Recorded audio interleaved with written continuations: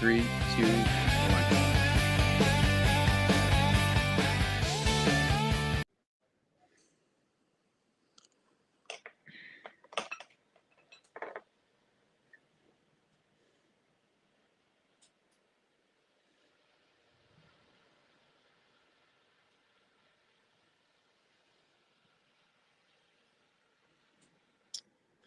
All right. Hey, everybody. Welcome to Permission to Speak Online. I'm Paul Mecurio. Great to have you here. It's Tuesday, August 11th. I'm actually in Rhode Island, sort of vacation, working. I grew up in Rhode Island, and I'm in Narragansett, which is really cool. And there's a thing we have called coffee milk here in Rhode Island, which is milk with coffee extract syrup. So it's like a really sweet iced coffee, but way better. And I love it so much I want to be buried in a giant bottle of coffee syrup. But we'll get to that on another day. So welcome to the show. We have guests that are coming on. I mean, hey, we're going to have conversations. We're going to have laughs. Let me tell you about the show. We've been doing this show. We started Off-Broadway, then Broadway. It's called Permission to Speak. It's directed by the great Frank Oz, who along with Jim Henson, created The Muppets and is directed Dirty Rotten Scoundrels, Little Shop of Horrors, everybody from Bowfinger, Steve Martin, Robert De Niro, Marlon Brando, for some reason, me. And the show is born out of my stand-up. I love talking to people in the crowd when I'm doing stand-up. And the more I talk to them, the more you get into conversation, the more stories you get, and the more stories you get, the more interesting it gets. Everybody's got a story, and that's the premise of the show, that we're nameless and faceless and disconnected and divisive. But if we get together and share stories and leave all the other stuff aside, we realize we have a lot more in common than we think, and maybe we don't have to be so divisive. And what ended up happening was, in doing the shows live, I would just bring people up on stage or talk to them from the stage and while they're in their chairs, and these amazing stories were happening. Some are funny, some are crazy, some are a little bizarre, whatever. And there's no judgment. Say whatever you want. And the show's been a real hit around the country, and we're taking it on tour again come the fall. And we have been getting people saying, well, when are you going to bring it to my town? And I can't be everywhere at once. But then I realized I can be by doing it online. So we started online, and we're on Patreon now too, under the patreon.com/permission to speak if you want to support the show. And we just want to hang with cool people and have conversations and talk about whatever you want to talk about. There's no judgments. Feel free to say whatever you want. I mean, look, we don't talk politics, but from my standpoint, I'm kind of the guy in the middle. I share views on both sides, and this is a show that's just about sort of just letting people be what they want to be and what they want to say, and have a lot of laughs in the process. Because what I'm finding is people have great stage presence. They can tell great stories. And this ends up feeling like you're hanging with some friends, just telling stories, and that's what we're going to do. And I want to give you an example of the show. This is a guy I was in just outside of Chicago, and was having a great show, and I brought this guy up and just asked him what he does, and owns a bowling alley, really famous bowling alley in Chicago, and we give an idea of kind of what we talked about from there. I own Diversity Rock and Roll. Right. I was controller of a bank investment software company, left that job to buy the bowling alley for $2 with my friend Gary. Well, you needed a friend because you didn't have $2? Well, he still owes me $1 though. Gary! He still owes me $1. Gary, I got a great deal, but I only have $1 on me. Come on, man. I can't. That guy, I loved him. And you heard the reaction, no way! Like, the whole place went crazy. And what I love about the show is when we bring it into a town, I'm bringing it to you as opposed to you coming to me in New York City. So I'm getting the flavor of your town, your city, and I'm a guest in your house, but you're a guest in my house and my show and on stage. And so that's the show. And we want to get the show started. We got a lot of people kind of lined up to come on and tell the stories and just talk. And we're going to start with Emily, and welcome Emily to the show. Hello. Well, hi there. Great to have you on. Well, thank you. Thanks for being on. I appreciate it. Where are you calling in from? Where are you dialing in from, as they say? I am in Madison, Wisconsin, so I'm in the Midwest, Oh and yeah. we've been having some fun weather here as usual. But I got was 14. just We had got over 14 inches of rain over the weekend in Oh my Milwaukee, which God. is kind of crazy. But they had to cancel the final day of the Wisconsin State Fair, and they don't give up those cream puffs lightly. Uh-oh. I was just across the lake from you. I was in Duluth at a wedding Oh, like 2 weeks ago, and I was waving at you. Did you see me? you should And have stopped by. You should have stopped by. I should have stopped by. Yeah. And we basically we had a great time. It was really, really humid, like crazy humid. But it was a great wedding, and it was a tuxedo wedding. Like all the guests had to wear a tuxedo. So it was like, but I looked like a very wet penguin, basically. It was just with the thing. But we had a great time. People were Penguins awesome. penguins are supposed to be wet, so Yeah, exactly. Yeah, it's fine. exactly. You're right. Yeah. So well, thanks for checking the show out. And are you married? Are you single? Like, what's going on with you? Why do you want to know? Yes, Don't I'm tell my married. wife. I'm married, and you've actually met my husband. I've been married for 17 years now. Oh, Together for 21, which is kind of wow. crazy. Yeah. But my spouse Tony is amazing. We're both really into comedy. Mhm. Both really into puppetry too. You mentioned Frank Oz, and we spoke about that when we saw you live. But puppetry is one of my favorite topics. I have a signed picture of Jim Henson above my Oh, you do? yes. Well, like I got to know Frank Oz because he was on my podcast, and we basically really hit it off. I love talking about process, and he was promoting his show, his movie Muppets Guys Talking, which if you're into puppetry, you probably saw. It's this great doc, and he was explaining how like what a puppeteer does is not just like, oh, a guy manipulating felt, but like you are imbuing that character with your own human characteristics and traits. And so like Miss Piggy was insecure because Frank said he was insecure, and so so a lot of what you see in a puppet is a reflection of who that person is. I was utterly fascinated by it. And then after that, I asked him if he would come and look at my show, and then he agreed to direct it. So he's the nicest guy in the world. And what do you make your own puppets and everything? I do. I am actually a college teacher. I teach special effects and animation. So I get to show other people how to do this kind of stuff. But for fun, Cool. I have a series called The Avengeables that's like kind of making fun of different comic book tropes, but all fruit and vegetable puppets. They say shuck, like we make up swear words and stuff, but it gives me an opportunity to keep my skill set sharp, Yeah. with post-production and things like that. But Yeah. So where did I meet you? So we met actually at the Colbert show. We met at the Tonight Show. At the Colbert Show. Show. Yeah.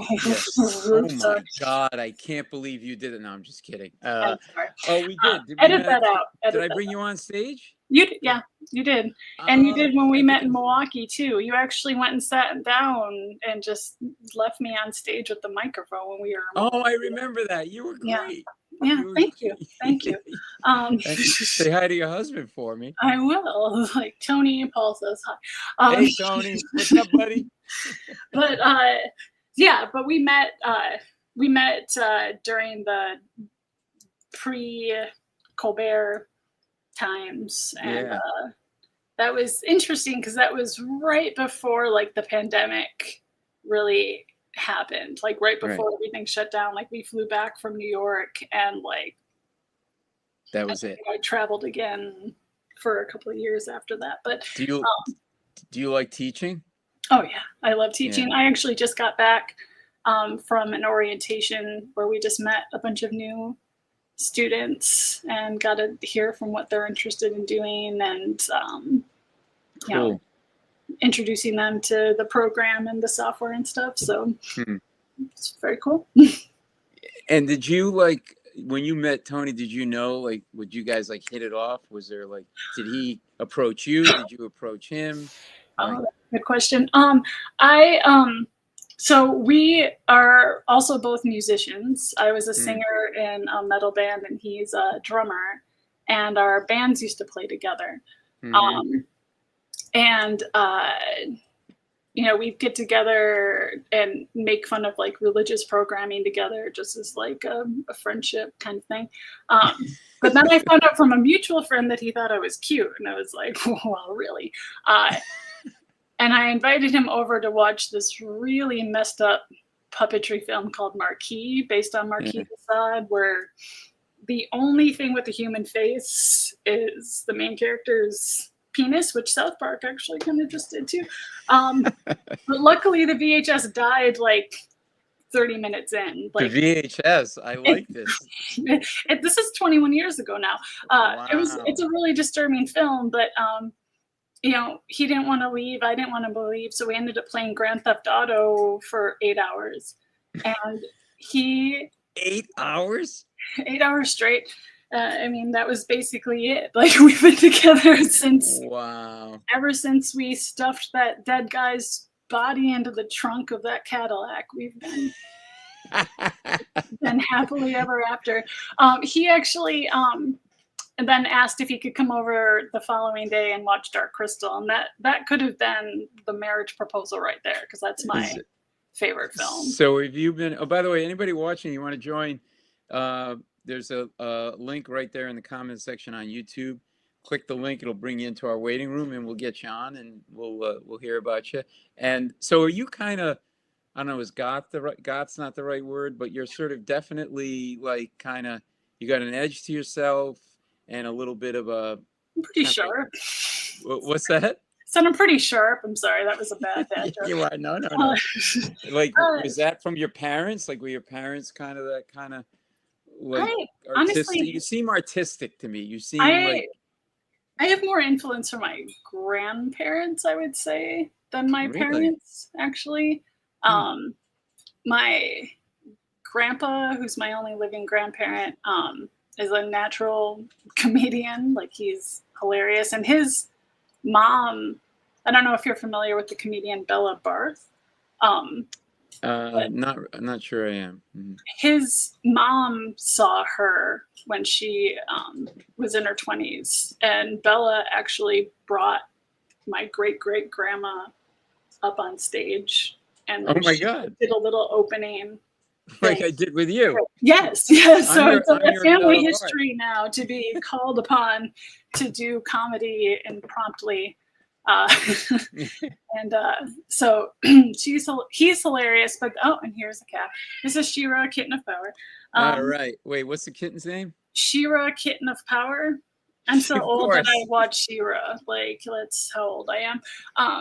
But I mentioned that I've got a signed picture of Jim Henson. I also have one of my tattoos is one of my grandma's paintings. Like, my cat's oh my God. But she was my biggest inspiration. Like, she was a painter. Like, this is one of her paintings. She was a teacher, and she was just a really good human being. But she also passed away when I was a teenager. Right. So what is it about that sort of vibe that attracts you, that you're probably into, like Colbert is? I would imagine you're into. Are you a Lord of the Rings person and all of that stuff? And it's sort of like, what is it about that for people? Because it's not my thing really. I sort of have a little bit of interest in it, but not like, I don't know if you're like this, but like Stephen can recite like chapter and verse, like it's unbelievable. Like the knowledge is like, it's like when he starts explaining it to somebody, because you came to the show, do like a Q&A before the show, and people start asking him like, well, what about the third book? Oh yes, and the chapter with the thing. You could be talking Greek at that point to me. Like, what is it about that draws you in? Because it's powerful. When people are into it, they're really into it. Well, Paul, I don't know if you noticed, but reality sucks. Yeah. And yes. Fantasy and sci-fi, it's nice to be able to, expand your thinking into something that isn't real. I mean, perception is really everything. Like, is there a cat traumatizing me right now? Yes, there is. But I don't know. I've always liked. It's not like I don't like facts. It's not like I don't watch documentaries and things like that. But I've You're always looking to escape. You're looking to escape a little bit. Do you yeah. find like stresses you out a little bit? Because the way I vent my stress is I vent it. Like I don't like if there's something that I don't like. I don't know if it's an East Coast. I don't like labels, but like maybe it's an East Coast thing, whatever. But I know people in the Midwest like this too. I just think it's your DNA. So if there's something that doesn't seem right to me, or someone's obnoxious or whatever, I'm going to say something, and that's my way of kind of coping is to kind of just get it out. Do you kind of keep it in? Do you like sort of bury it? Do you like whatever? I'm definitely the kind of person that lets them know if they're doing something wrong. Right. See myself as kind of an anti-hero, but anti as in like opposite of uncle. My niece is turning 15 tomorrow. That was bad. That was really bad. I'm so sorry. Anti-hero. Yeah. That's rough. No. I can't believe I haven't thought of that before. But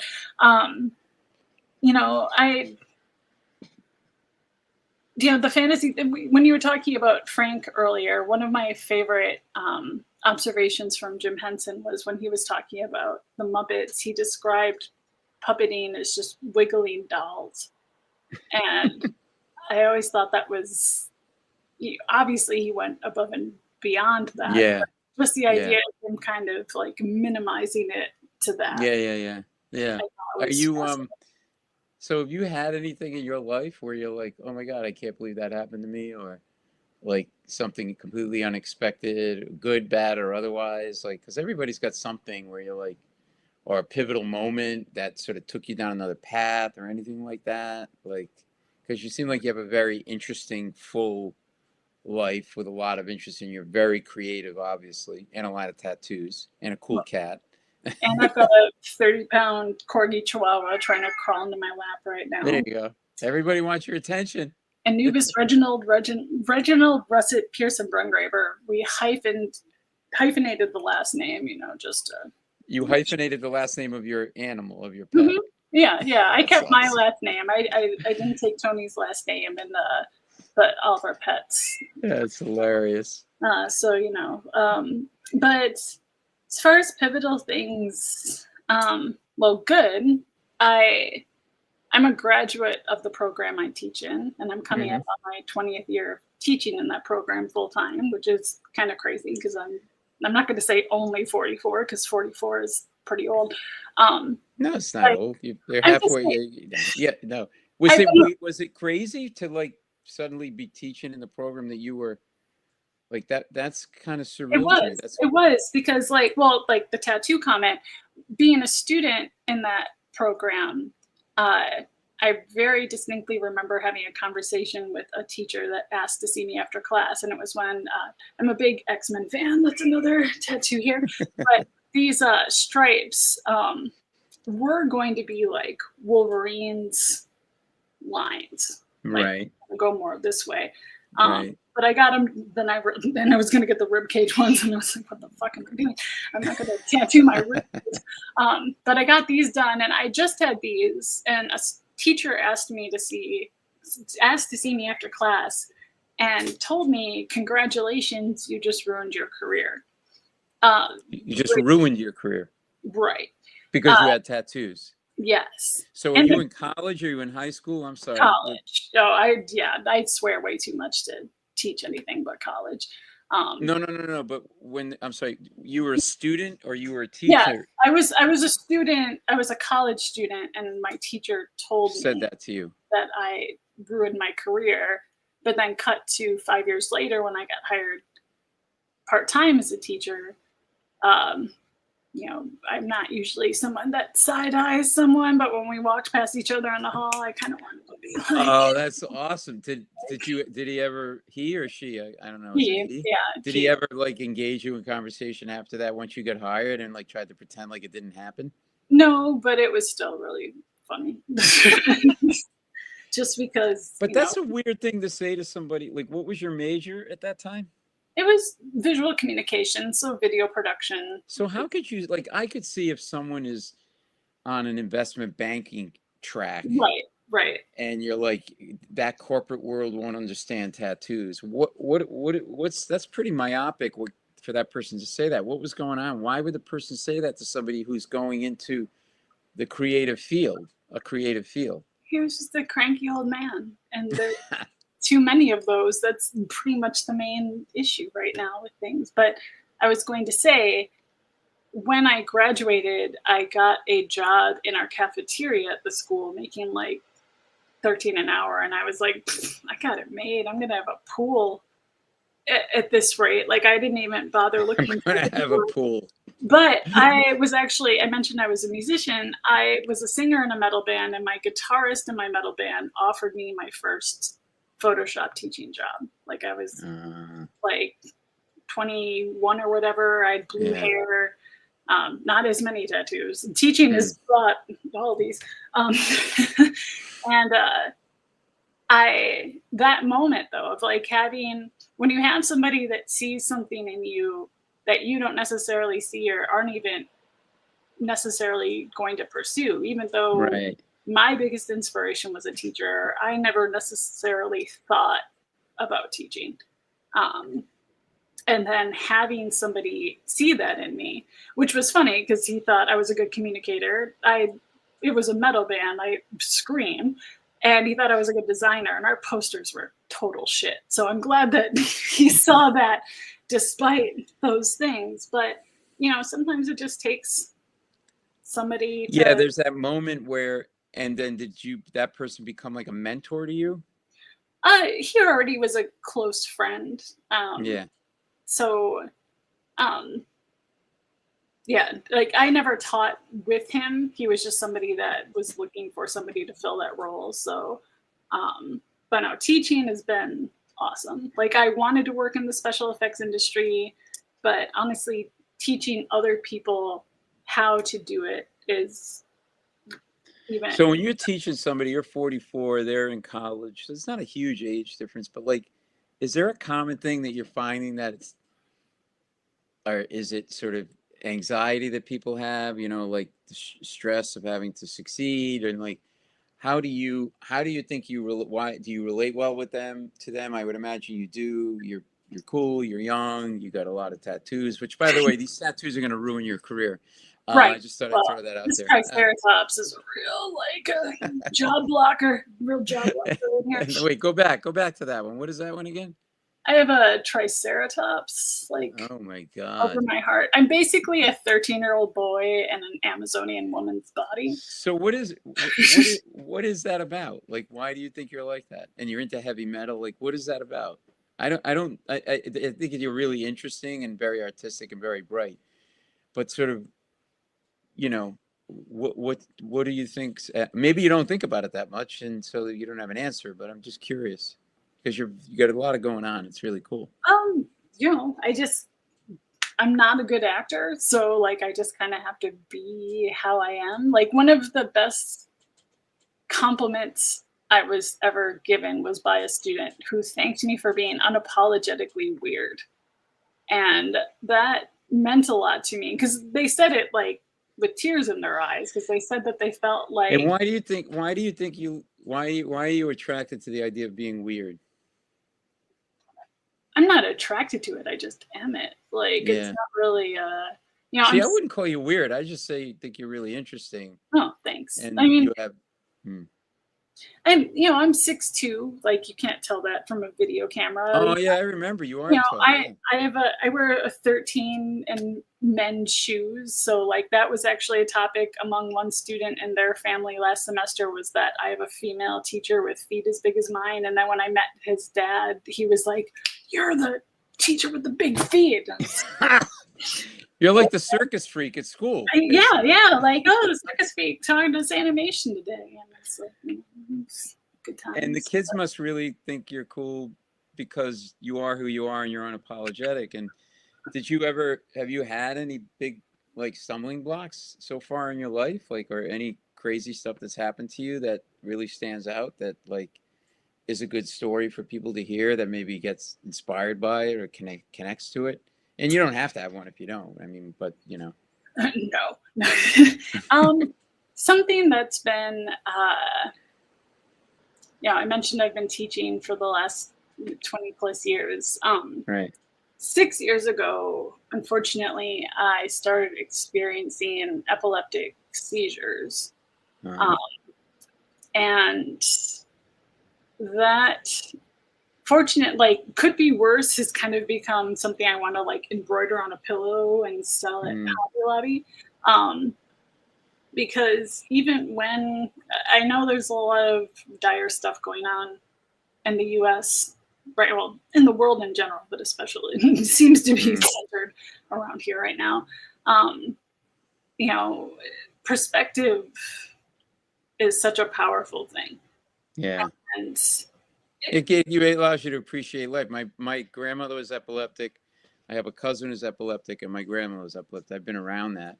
And then, and I'm not trying to be like crass or whatever, but if you have a seizure while you're performing in your heavy metal band, you probably just look like you get really into the music, right? They wouldn't even know. Yeah.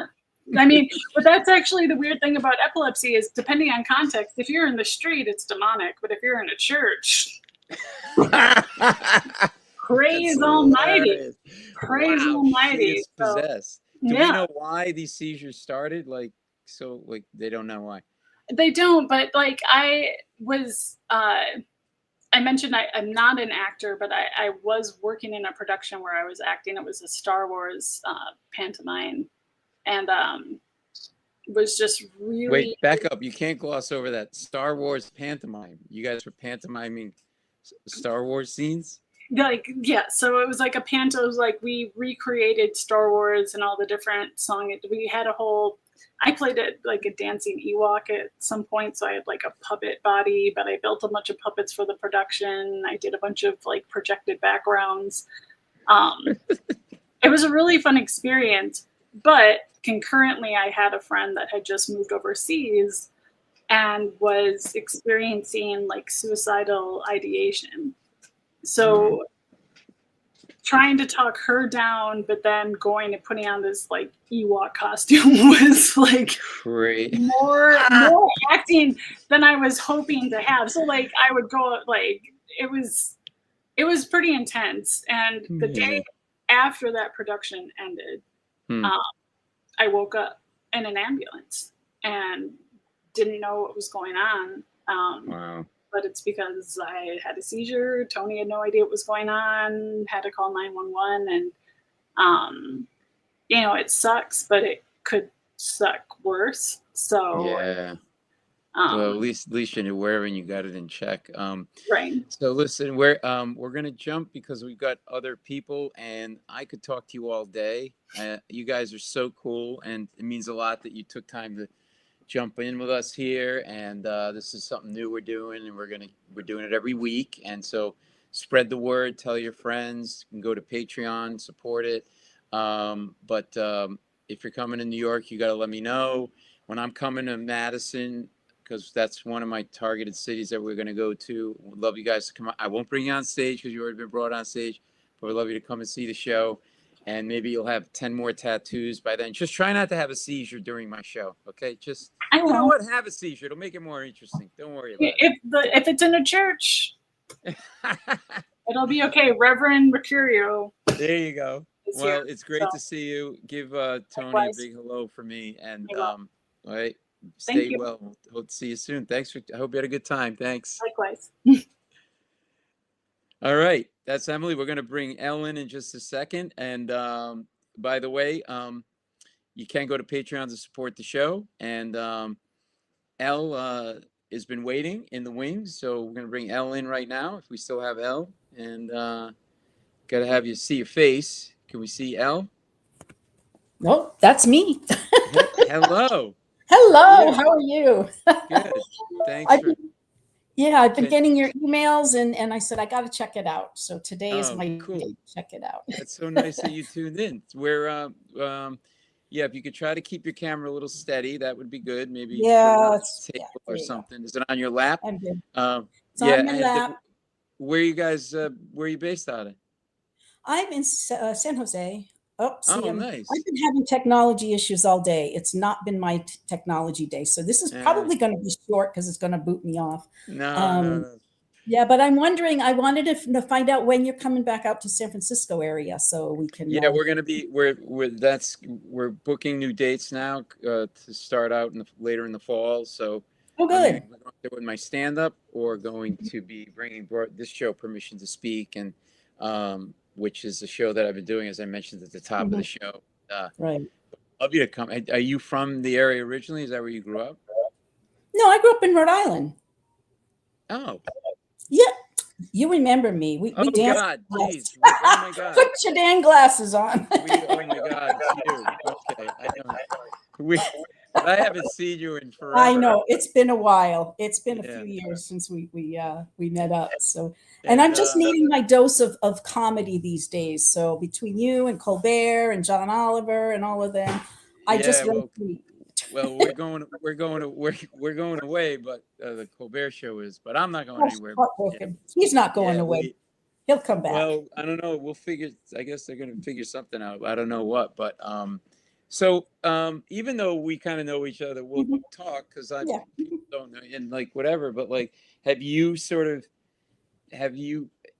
grew up in Rhode Island, but you've been on the West Coast, and like, was there an adjustment? And like, because Rhode Island is a pretty matter of fact, like boom, and you're kind of whatever. West Coast is a little more like chill. Like, much more chill. Yeah. So much more chill. For me, it was not an adjustment. It was a breath of fresh air. Yeah. I grew up, we all grew up in the Italian family, and sometimes it can get really intense. And right. You see sometimes after being gone for a while, and then I'd go visit, I would just see everybody getting upset about stuff that really did not matter. It's like, why are you getting all upset? Just go with it, right? Yeah. Did you find the politeness like weird? Yeah, like I mean, we're polite in Rhode Island, but like it's like it's like sometimes it's almost to a fault a little bit. Did you find like adjustment? I don't think so. I mean, at least in the industry I'm in, it's a little more conservative. So people, I didn't find too much of a difference in that regard. But what do you do? I forget. I'm in quality assurance for biotech. So it's more of a serious, I mean, yeah. A lot of people that are, it's funny. I find a lot of my colleagues are musicians or do things that are very artsy. And I always envy that because I'm just not, I'm musically, talented. So a lot of people play in bands, but. How did you meet? I forget how you met your husband. It was a blind date. Really? Yeah, we've been married for almost 38 years, I think we're going on. Do you remember that first date? Where did you go? Oh God, the restaurant's not there. They tore it down and put an apartment complex, but it was awkward. First dates in general are awkward, but when they're a blind date and I didn't want to be set up and I had broken up with somebody I was seeing that I realized, you know what? It's not good. Let me break up with them. And a week later, my friend called me and said, "Hey, he's here. Can I give him your number?" I said, "Yeah." And you got kids and everything? 2 kids. My youngest son just got married 2 weeks ago. It was probably the same weekend you had a wedding. What was that like? Unbelievable. You like your daughter-in-law? I do. She's very sweet. They make a nice. Did you like her from the beginning? Yes, and I like her family. We all get along very well. So come on, no one's good enough for your son. That's what people always feel. I have 2 hellions, 2 sons, 2 hellions. No, and all kidding aside, they're good boys or good men now. They're married. Yeah. But yeah. And did good. You and the hardest thing about sort of being a parent, and like, you have any stories of like moments where you're like, what am I doing, or like whatever, or even your quality assurance, like your job, like anything where you're just like, because everybody's got something in their life that's like unique or amazing or whatever. And, is there anything that comes to mind? Well, being a parent, obviously you're a parent, so I mean, you think before you get into being a parent that it's going to be Yeah, you don't know. You don't have a clue because they don't come with a book, and they surprise you and they test every ounce of your wherewithal, right? Yeah. But that's the unconditional love. You just keep at it until they grow up, and you thankfully Yeah. they're on their own. And Yeah. It's but yeah, crazy. the parenting Well, is hard. But anyway, yeah, just I'm glad you came on. I'm yeah, so great to see you again. It was great yeah, seeing it you at the is. reunion. And then I'll let you know when we're coming out there Please and do. Yeah, that would be bring fun. out the whole family. I want to meet everybody. I will. I will. All right. All right. It was great talking to Great to you. see you. Take All it right. easy. Bye. Take See care. ya. Bye-bye. Bye. All right, that's cool. All right, we got someone else in the waiting room. Alex, let's bring Alex in. Alex, you there? What's up, man? I think are we on mute? I think you're on mute. Nope, can't hear you. I can see your lips moving, and I can see that. You can hear me? Can you hear me?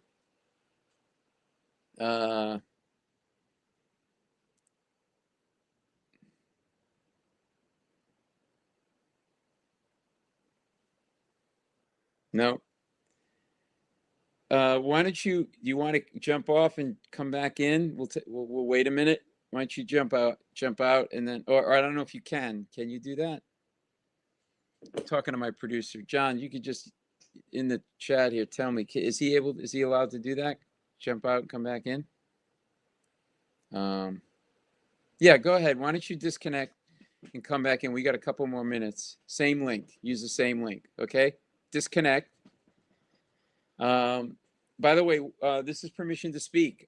Please, if you're watching in the YouTube comment section, you can join us. We've got other people in the queue, although we are kind of running out of time. We're actually going longer than we planned, which is great because Emily's great and Elle and this show is just about sort of hanging out and people connecting that like what I loved about having Emily on is she's a very unique person, different than a lot of people I know, and it's great for people to meet people like that and vice versa. And so this is kind of the point of the show, is just kind of a cool hang that kind of connects people. I want to give you another example of the show, though, that we've been doing on tour, and this is a sold-out show that we did on the East Coast. And this is Dad, and we're talking about raising a kid and what it's like raising a kid, and he had an interesting perspective on it. Check it out. What's the hardest thing about being a parent? Always thinking you made mistakes, probably. I know, right? But you have to make mistakes, I think. You think so? That's how you become a better person. That's great. I've made mistakes. We all make mistakes. That's literally the definition My son's of here. a human. Alex, did I make mistakes? At least one, right?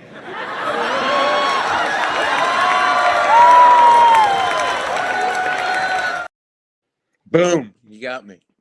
What I love about that, though, is like you can't judge a book by its cover. There's a guy, he looks, like I call him Hunter Dad.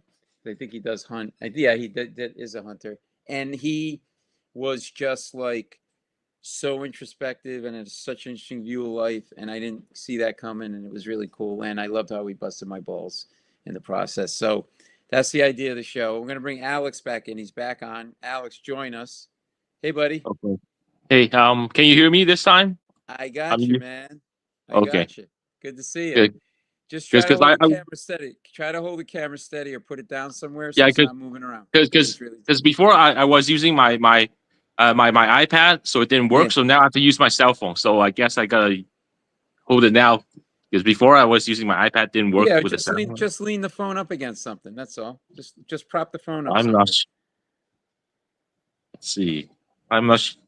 Don't worry. Yeah. Okay. I'm okay with holding it for the duration of the talk. All I right. mean, Well, it's okay. not for you. It's for the viewer. When it's moving around, it's distracting. So if you can just prop it up against something, that'd be better. But glass or anything. I don't know. All right. Yeah. Well, while you're doing, go ahead. So what's going on, man? Where are you based out of? Oh, I'm based out of Edmonton, Alberta. I think you've been here a couple of times before. Yeah. You see me at the House of Comedy? It was at the comic strip or something like that. I mean, similar, right? Is that what you're talking about? Yeah, the same people. Yeah. Cool, man. And the uniqueness about you is like I think you're the only one that actually brings the audience to the stage. I don't think there's too many comedians like you that actually brings the audience to the stage. Yeah, that's what I've started doing in my stand-up, and then it sort of spilled into this show, Permission to Speak. Oh, that's great. Phone's perfect. But I mean, it's awkward. I'm supposed to only the head, and now if I have to lean back, No, maybe I it's should better get close. actually. No. Stay there. Trust me. I work in TV. Stay there. You don't want No, to be that close. because I don't want to be too back. No, I don't you're know. not too back. No, that's too close. You look like you're doing a colonoscopy of me. That's perfect right there. You want to Okay. you want a shoulder shot. There you go. You look good. Okay, thank you. Yeah, so I like bringing people on stage because people are interesting. Like, everybody's got something going on. Are you? You seem like you do something smart. Like you might be like a researcher. I'm or not because you brought me in stage like once or Oh. twice. I saw you. I'm not sure if you remember me. Probably too many people to remember. So I remember in the Edmonton. name. I don't know. I don't remember. Probably don't remember the conversation. Although if you start to tell me, I might remember. Yeah, I think it was. It's not important what we talked about, but like, what do you do? Yeah. Currently, like I'm doing like almost like a fundraiser. So I used to market for like a paint companies. So, but now I'm actually a fundraiser. So, and I tried a couple of stabs at comedy as well. For some reason, like I couldn't get it professional. So, and once you have, I mean, probably just for me, probably real life as well. Like once you have a job and then you have kind of family and stuff going on, it's hard for you to like do open mic. Let's say on a Wednesday at 11 p.m. to do open mics. It's just tough that way. So that's why you have to like either you quit your job and do it full time, or like not do it. That's kind of the crossroads that I was at when I was a lawyer and a banker, and then I quit to go into comedy full time, and it was like. It was either, I couldn't keep up, like you said, like a middle of the week and I was working all nighters and stuff. But like, you have a family, you're married, you have kids. No, I don't have kids, but I live with my mom, so home. So Nice. So my question for you, question for you is like during that time when you were a lawyer or whatever profession, as well as you're doing that comedy at night, was that the toughest time, or how long did you do? How long of a period did you do it for? Like lawyer and comedy at night. How long of a period? A few years. Yeah, Oh. It was hard because I was doing all nighters, like doing M&A deals and stuff like that, and and those are really intensive. And then trying to run out and do stand up here and stand up there, and it was it was I was spread thin, and I was like having a nervous breakdown because I wasn't telling anybody about my job and my night job or whatever. We'd not even a job. Doing stand up at night, and then try to do comedy, at night, and do the stand up and do the Wall Street stuff during the day. And then at some point, I'm like, I got to shit or get off the pot, and either do it full time or stop, because I couldn't straddle both. Are you? And do you? When you say you fundraise, are you fundraising for what? Like who are you working for? Right now, I'm doing like I'm working for like a children's foundation, like thing. So mostly like I'm in a store. So Did you grow up in Edmonton? Yeah, mostly. I've been in Edmonton for over 20 years. So yeah, where were you born and raised? What nationality are you? Where were you born? Yeah, originally like I'm Chinese. Like I'm so and I've been I grew up like in the Hong Kong area. So but I've been in Canada for over 20 years. So. You got family in Hong Kong? Yeah, I got one or two. I got some family in my mom's side. I got some family in Thailand, and then I got a couple families in the States, California, something like that. Got it. And do you ever go back there? You don't go back there and visit? Like, what's China like? Like, what's it like being Chinese now these days? Because you guys are, the Chinese, the country of China, and the U.S. are always at odds and stuff. Is that like, does it affect you in any way, or you are who you are, or like, what is that like? It doesn't affect me. I mean, I guess in Canada it's probably better than the States. I don't know too much about the States, but in Canada there's not too many people that says that you go back to your own country or that you're the COVID spreader or whatever it is, or that you should just go to the restaurant, cook some dim sum, and that's it. Or do some math, and I don't know. Do So some I'm math. not sure. I'm not in Canada. Not too much in Canada. I'm not sure if in the States you have these kind of It's not so. It remarks like depends on that. where. I'm not sure. So It depends on where you are. Like, what is the craziest thing that ever happened to you in your life? Where you're like, oh my god, funny, sad, whatever. It doesn't have to, whatever. Like, there's something that stands out where you're like, wow, I can't believe something that people would really find interesting or whatever, and even not if they don't. Like, just something that's interesting are to you you. but like something that's you said something that stands out to me? Yeah, like that happened to you in your life. That Um, you seem really is it smart. is it something good or is it something bad? Do you want to hear? Something that stands out. I Whatever you mean, want it to be. okay. Oh, just give me a second. I'll just 1 second. I gotta turn something. Okay, I love this I'm guy. back. Okay, Where did you go? so I just turned the fan down a little bit because it was making too much Right. noise. That's all. Not too Yeah. much. No worries. So I guess something that stands out when I was a kid in Canada is they do make these kids, they do make racist remarks like back then, like you call me like a king or something like that, or because my last name is Chen, so they might as well make it Chang, something like that. So of this I have no idea what it means, a Chang, some of that. So that wasn't too funny, but they kept on doing it back then when was a kid in school. So and then of Yeah. course once I grew up, the less of that. So Yeah. and then yeah, and yeah, because of my unique nature. So like I guess I'm kind of struggling here and there too, like even in job something. So and the fact that I'm trying to break out into comedy, like as an agent, break out comedy. Probably you can say it's gonna be harder, or you can say it's gonna be unique. I I think it's going to mean, be unique. There's a lot of white guys like myself, although I'm Italian, but I guess I'm considered a white guy. I think if you're a minority of any kind or of a different ethnicity or religion or whatever, that's what they're looking for, diversity and stuff. So I say go for it, baby. Start telling those jokes. Go for it. I mean, is that what you're struggling with? Is trying to get yourself out there, the confidence to do stand up? I'm uh, I'm trying, like I guess with all these things happening in my life, I'm busy, and then sometimes you get lazy and tend to get comfortable or something. That's when it can this because the uniqueness I can bring is like of course if I'm doing my comedy, it mostly probably 80 to 90% has something to do with my color, skin color, the race or something, and Yeah. yeah, to make it funny, or like and the fact that I can tell a joke here and there. Let's say because because the fact is I'm diagnosed with, the funny thing is I'm actually diagnosed with some mild autism, so I Mm-hmm. can kind of make a joke about it, so I can, let's say on stage I can say when I was a young kid, the psychologist diagnosed I have I have autism. So I told my doctor, you know what, doctor, I love to draw, I love to color, so I'm very autistic. I mean, just give an example. Nice. So I mean, That's great. So yeah, there's it. I But can so use it. my brother worked with autistic children, severely autistic children for like 40 years. But there's some, especially who are mildly autistic, but on the spectrum a little bit, are very creative and very bright. You seem like you're really bright. You seem like your mind works really fast.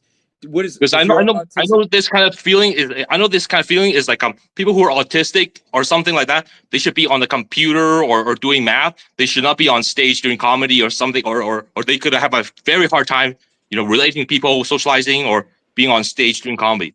That Wait, I'm not sure. you think that's what people think of autistic children, of That's people? what that's what the generalization of autistic people is. They should not be on stage doing comedy. They should be doing math at home or computer home. Doing math. I don't know. Doing math. Well, especially if you're Chinese and you're autistic, you really have to be. That's the law that you have to be doing math. No, I'm just kidding. Yeah, but you basically, that's the reason to do comedy, is because people think you can't or shouldn't. That's the very reason, to show them.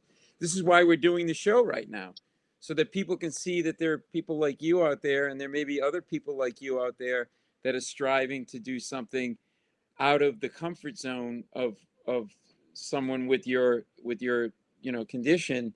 So that's all the more reason to do it, right? To try doing the stand up. Actually, yeah. If I have any breakthrough or any opportunity, like any type of audition that's coming in, I would take it. It's Do you just have what can you talk about in your life that's happened to you that's really interesting? Or it doesn't even have to be funny, but like, you've got brothers. Do you date? Are you dating anybody? Do you date? Is it hard to date? What are you looking for in a date? I I'm guess not hitting on you. I I'm just just asking. I guess I can tell you my dating life, but it's not that funny. It's not that. It's kind of Doesn't have to boring. be funny. Don't worry about it. Okay.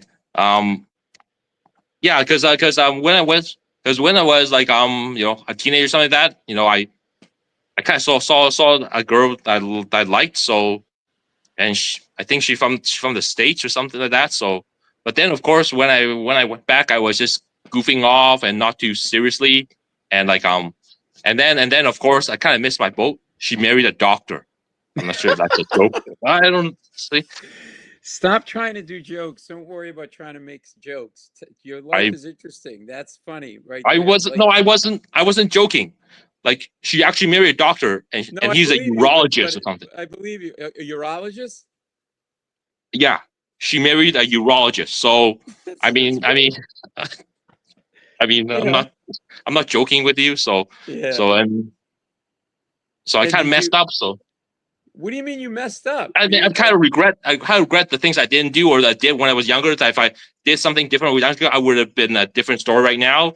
And same thing probably with this comedy thing as well too. If I had done something younger or do more, I would have different stories. So if I had something done a little bit different in the past, say 10, 20 years ago, and I would have been something different story as today, that's what I always feel. Everybody does that. I do that. I look back. That's the biggest thing I work on is regret and rehashing things. And I talk to my wife I, about it a lot and friends. So I yeah, I don't guess don't beat yourself up for doing it. And you didn't miss the boat. And you're not too old to do comedy, so you can go do comedy anytime you want. Or better yet, why don't you go become a urologist? And you can get married. You can get a girlfriend. You see what I did there? It's all coming together, but it's all coming together. Now that's funny, baby. That's comedy. Come on. yeah, it was not meant to be funny about the person I like marry a doctor or marry a urologist, but it just came. I guess it comes out that way that when you hear the word urologist, it's just No, it's not is it that. really It's that just funny? I it's don't not a question of it's not a matter of you don't have to judge something, say something, and then determine then and analyze whether it's funny or not. That's not what this show is about. Like you're not on no stage. no no It's no all like about just talking. But like I wouldn't have any regrets about anything you did. You do what you do in the moment because that wasn't the person that was right for you. You'll find the right person. Do you go on dates? Is it hard to date? Are you doing apps or anything like that? let's see, don't have to.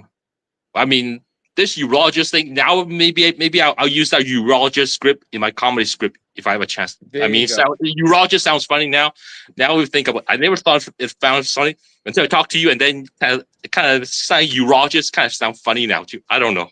All right. Well, I mean, I hope you start doing comedy again if you want to do it. It's really fun Yeah, talking to you. You're a great guy. I think you got a great personality, and you're funny, and like yeah, in a way, it's kind of struggling. Like my question for you is like during those couple years where you were doing like lawyering and other jobs as a comedy, yeah. like you do work like the 12 16-hour days or 7 days a week or do you find time to sleep or how do you struggle with Not doing this much. or No, no, I wasn't sleeping a lot. I was pulling all-nighters to get deals done, and then when I had downtime at night, I would sneak out of work and I'd go and do a set of stand-up, and then I'd come back and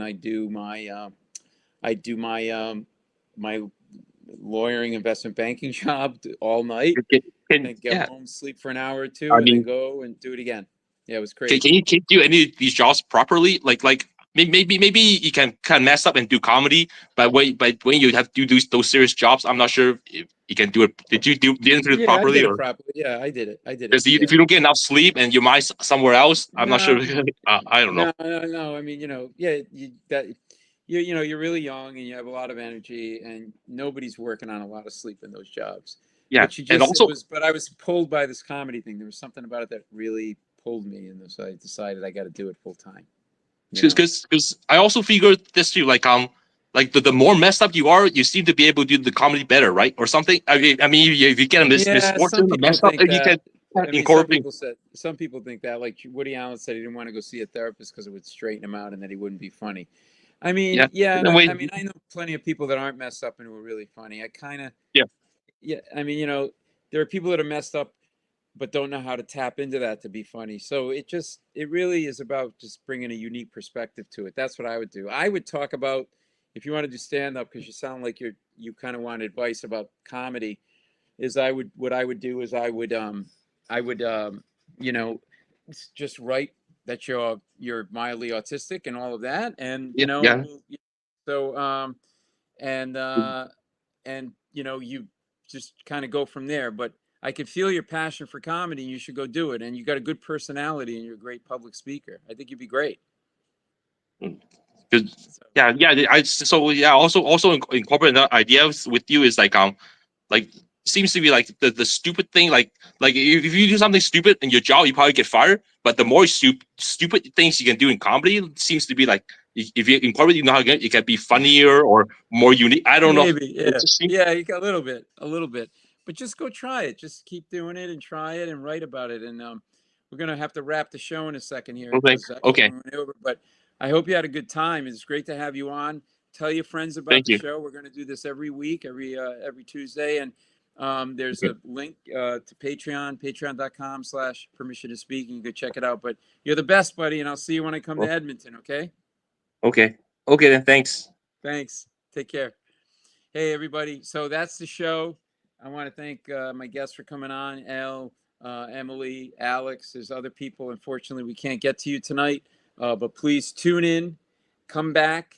We're going to be doing this every week around this time of night. And spread the word, tell your friends, join us on Patreon and support the show. And that always helps. And this was really fun.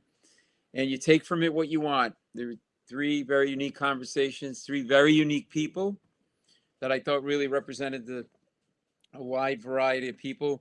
Emily, her thing, Elle, kind of, her thing. And then Alex has got he's a really interesting dude who talks really fast. It was hard for me to keep up with him. The guy's smart. And I think if he wants to get married, he's going to have to become a urologist. I don't know. Anyway, listen, I'm Paul Mecurio. Again, patreon.com/permission to speak if you want to support the show. Thanks for checking it out. Hope you enjoyed it, and hope to if you haven't been on with us yet, join us next week. Good night, everybody.